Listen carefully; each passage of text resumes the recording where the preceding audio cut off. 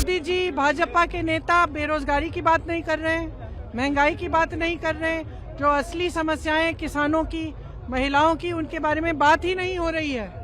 ये चुनाव आप अपने लिए लड़िए, आप इस चुनाव को अपने मुद्दों के बारे में बनाइए।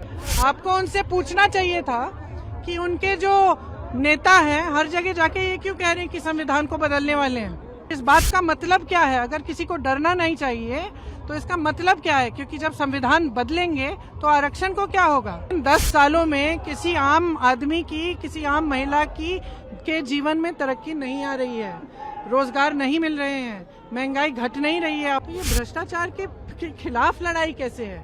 इनसे भ्रष्ट तो कोई है नहीं।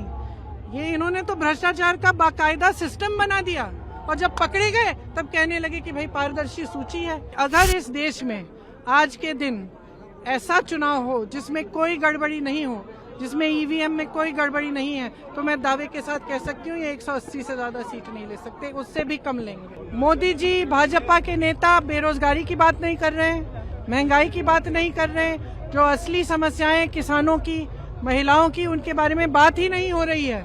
बात इधर उधर की ध्यान भटकाने के लिए हो रही है। इसलिए मैं जहां भी जाती हूं मैं कहती हूं ये चुनाव आप अपने लिए लड़िए, आप इस चुनाव को अपने मुद्दों के बारे में बनाइए। एएनआई को दिए इंटरव्यू में प्रधानमंत्री नरेंद्र मोदी ने कहा था कि किसी को डरने घबराने की जरूरत नहीं है, सब लोग सुरक्षित हैं। अगर तीसरी बार मोदी जी की सरकार बनती है तो वो यथावत उसी तरीके। तो उनसे किसी ने पूछा? क्योंकि आप लोग तो पूछते नहीं है। एएनआई का हाँ, चाहे एएनआई का हो, चाहे किसी भी चैनल का हो, आप उनसे पूछते नहीं है। आपको उनसे पूछना चाहिए था कि उनके जो नेता हैं हर जगह जाके ये क्यों कह रहे हैं कि संविधान को बदलने वाले हैं। सुनिए कि आप उनसे पूछिए ना कि संविधान को बदलने वाली बात उन्हीं के नेता क्यों कर रहे हैं, ये बात उभरी कहां से और इस बात का मतलब क्या है। अगर किसी को डरना नहीं चाहिए तो इसका मतलब क्या है? क्योंकि जब संविधान बदलेंगे तो आरक्षण को क्या होगा? जब संविधान बदलेंगे तो ये जो अधिकार है जो सबका है इस देश में, कि चाहे प्रधानमंत्री हो, चाहे छोटे से छोटा किसान हो, उसका वोट का अधिकार है, इसका क्या होगा? तो इसका जवाब देना। ये कहना काफी नहीं है कि डरिए मत, हम तो वैसे भी नहीं डरते। आप तो उत्तर प्रदेश की प्रभारी भी रही हैं, 80 सीटों में कितनी सीटें कांग्रेस और गठबंधन इस बार एक्सपेक्ट कर रहा है? मैं प्रभारी रही हूँ, ज्योतिषी नहीं रही हूँ। पार की बात कह रहा है। ज्योतिषी नहीं रही हूँ, मैं प्रभारी रही हूँ। सीटें अच्छी आएंगी, जनता बदलाव चाहती है। मैं राजस्थान गई, उत्तराखंड गई, जनता में कोई रुझान है, थक गए हैं, वो ऐसी राजनीति नहीं चाहते। देख ली उन्होंने 10 सालों से यही घूम घूम के यही बातें हो रही हैं। लेकिन 10 सालों में किसी आम आदमी की, किसी आम महिला की के जीवन में तरक्की नहीं आ रही है, रोजगार नहीं मिल रहे हैं, महंगाई घट नहीं रही है। अब त्योहार का समय है, रामनवमी है, आज त्योहार का समय है, किसी के पास खरीदने के लिए पैसे नहीं है। चाहे कितने भी लोग परिवार में काम कर रहे हो, पूरा ही नहीं हो रहा है। महंगाई इतनी बढ़ चुकी है, बेरोजगारी इतनी बढ़ चुकी है, हद से ज्यादा।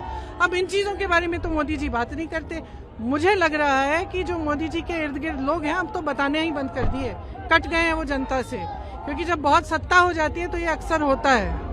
कल सुप्रीम कोर्ट में इलेक्टोरल बॉन्ड पर भी सुनवाई हुई, साथ ही साथ जो वीवीपैट है उसको लेकर के सुनवाई हुई। सुप्रीम कोर्ट ने फिलहाल इस पर सुनवाई का अगला फैसला दे दिया। तो इलेक्टोरल बॉन्ड पर और आज आपने वीवीपैट पर भी सवाल खड़ा किया, ईवीएम्स पर भी आप लोग लगातार क्वेश्चन करते रहते हैं। इस बार के चुनाव को कैसे देखते हैं? देखिए, जैसे मैंने कहा, इस चुनाव को हम देखते हैं जनता के नजरिए से। जनता जागरूक बने, समझे कि उनके साथ क्या हो रहा है। कल मोदी जी ने कहा कि इलेक्टोरल बॉन्ड के जरिए ये पूरा सिस्टम पारदर्शी हो गया है। वाह! तो ये स्कीम किसने निकाली भाई? गुप्त चंदा देने की स्कीम किसने निकाली? मोदी जी ने निकाली। अब सुप्रीम कोर्ट ने कह दिया कि इस गुप्त चीज को आप पारदर्शी करो, जनता के सामने सूची लाओ। पहले तो आपने मना किया कि सूची नहीं मिल रही है, फिर सूची भी सुप्रीम कोर्ट ने कहा कि मिल रही है, नहीं मिल रही है हम नहीं जानते, निकाल के दो दिन में। सूची निकली कि नहीं निकली, उसमें क्या पता चला? उसमें पता चला कि जो कंपनी 180 करोड़ रुपए का काम कर रही है वो आपको 1100 रुपए की चंदा दे रही है। उसमें पता चला कि जिसने गुजरात का वो पुल बनाया वो भी चंदा दे रहे हैं। उसमें पता चला कि किसी पर आपने छापा मारा, उन्होंने चंदा दे दिया, अचानक उन पे से केस उठ गए। यही पता चला ना। तो ये भ्रष्टाचार के खिलाफ लड़ाई कैसे है? इनसे भ्रष्ट तो कोई है नहीं। ये इन्होंने तो भ्रष्टाचार का बाकायदा सिस्टम बना दिया, और जब पकड़े गए तब कहने लगे कि भाई पारदर्शी सूची है। ये बहुत गलत बात कर रहे हैं। जनता को जागरूक बनना पड़ेगा कि जनता के साथ कितना विश्वासघात हो रहा है आज के दिन। सब जितनी भी देश की संपत्ति है वो ज्यादातर इनके बड़े बड़े उद्योगपति मित्रों को दे चुके हैं। ये जहाँ से रोजगार बनते थे वो सारे साधन बंद हो गए हैं। छोटे मध्यम बिजनेस, छोटे छोटे कारोबार, दुकानदार, जो अच्छे खासे बिजनेस चल रहे हैं देश में, तो जो गिने चुने इनके दोस्त हैं, दो चार लोग हैं, उनको पूरी देश की संपत्ति आपने दे दी। इससे बड़ा भ्रष्टाचार बताइए क्या है? इससे बड़ा भ्रष्टाचार क्या है कि आप पैसों के बल पर चुनी हुई सरकारों को आप खत्म कर रहे हैं, तोड़ रहे हैं। इससे बड़ा एक लोकतंत्र में इससे बड़ा भ्रष्टाचार क्या है? मैं तो समझ नहीं पाती हूँ कि पब्लिक देख रही है, पब्लिक जान रही है कि इस विधायक को 100 करोड़ दिए, उस विधायक को 50 करोड़ दिए, सरकार गिरा दी। अब भाजपा की सरकार आ गई, 2 महीने पहले हमने किसी और सरकार को चुना था। पब्लिक देख रही है लेकिन पब्लिक चुप है, मेरे समझ के बाहर है, क्योंकि आप मीडिया के लोग ना उनसे सवाल करते हैं। हाँ, मैंने देखा इंटरव्यू, लेकिन सवाल क्या पूछे इंटरव्यू में भाई? सवाल ये पूछिए ना, पूछिए नारी शक्ति की बात करते हैं तो ये उत्तराखंड में जो हुआ अलंकृता के साथ, उनका संरक्षण कौन कर रहे हैं जिन्होंने उनके साथ अत्याचार किया? हाथरस में जो हुआ उन लोगों का संरक्षण किसने किया जिन्होंने वो अत्याचार किया? उन्नाव में जो हुआ, जो उस लड़की को जलाया, उनका संरक्षण कौन कर रहे हैं?